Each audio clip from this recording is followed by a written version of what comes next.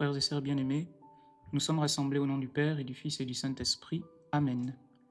Le Seigneur soit avec vous et avec votre esprit. Je crois en l'Esprit Saint, qui est Seigneur et qui donne la vie. Il procède du Père et du Fils. Avec le Père et le Fils, il reçoit même adoration et même gloire. Il a parlé par les prophètes. Viens, Esprit Saint, remplis les cœurs de tes fidèles et allume en eux le feu de ton amour. Seigneur Esprit Saint, nous te confions nos vies, nos cœurs et cette méditation. Puissions-nous véritablement faire resplendir la lumière du Christ qui est au-dedans de nous, lui qui est la lumière, qui éclaire tout homme en venant dans le monde. Que par sa présence en nous, il dissipe toute forme de ténèbres, que nous puissions nous aussi être de ceux et celles qui apportent la lumière à notre humanité.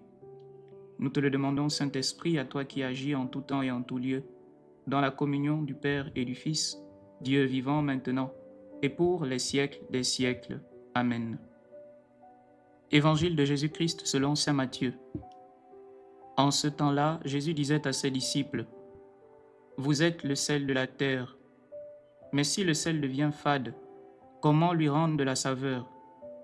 Il ne vaut plus rien, on le jette dehors et il est piétiné par les gens. Vous êtes la lumière du monde. Une ville située sur une montagne ne peut être cachée, et l'on n'allume pas une lampe pour la mettre sous le boisseau. On la met sur le lampadaire et elle brille pour tous ceux qui sont dans la maison. De même que votre lumière brille devant tous les hommes.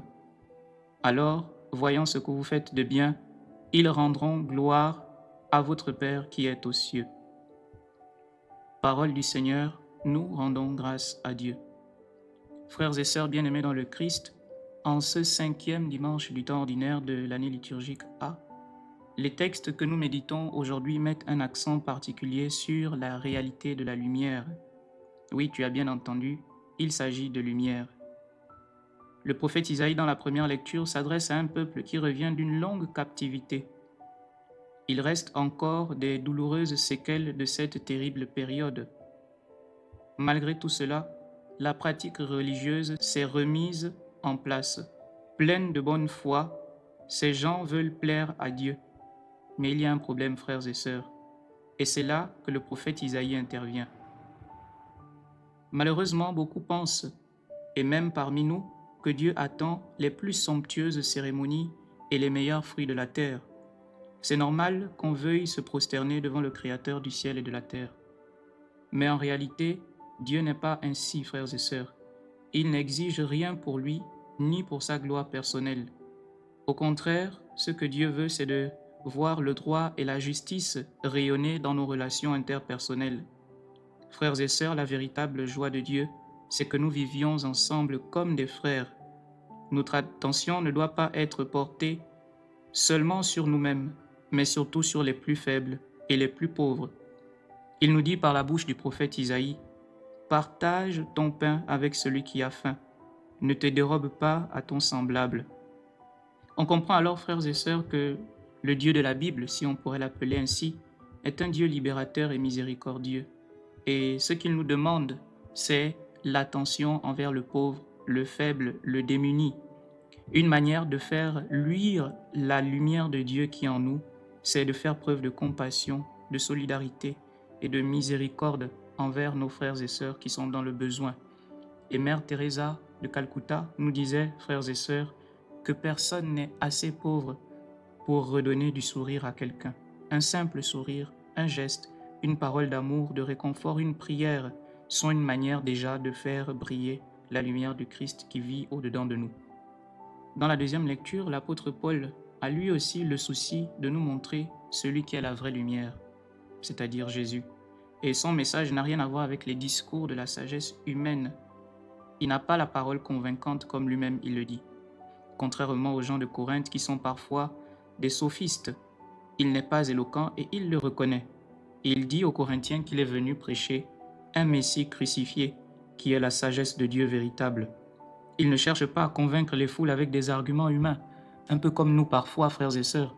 Lorsque nous partageons notre témoignage de foi à quelqu'un, nous voulons forcément que ces personnes adhèrent à ce que nous leur proposons. en oubliant que la foi ne s'impose pas, elle se propose, et seul le Saint-Esprit a la capacité de convaincre les cœurs. Ne l'oublions pas, frères et sœurs. Cela, parfois aussi, ne devrait pas nous empêcher de proclamer l'Évangile. Mais Saint Paul, frères et sœurs, croit en l'Esprit Saint qui agit au travers de lui et par lui, et il devrait en être ainsi pour chacun de nous. Saint Paul a compris que la foi ne repose pas sur la sagesse des hommes, sur la connaissance humaine, mais plutôt sur la puissance de Dieu au travers de l'Esprit Saint.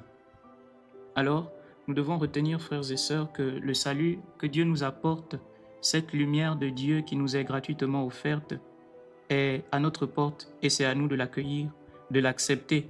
C'est la lumière de la foi qui nous est proposée et que nous témoignons au nom de notre foi en Jésus ressuscité. Dans la page d'Évangile, c'est le discours sur la montagne qui se poursuit. Après les béatitudes, nous sommes dans Matthieu chapitre 5 à partir du verset 13. Jésus emploie deux symboles assez forts de sens, j'allais dire. Il dit « Vous êtes le sel de la terre ». Et au verset 14, il ajoute « Vous êtes la lumière du monde ». Alors le sel, frères et sœurs, vous savez comme moi qu'il a plusieurs vertus. Le sel permet de conserver. Il permet de donner du goût, de la saveur aux aliments qu'on prépare. Il a même d'autres vertus thérapeutiques. Le sel permet de conserver des aliments ou autre chose. Il permet même de soigner quelquefois. La lumière, quant à elle, frères et sœurs, elle aide à dissiper les ténèbres.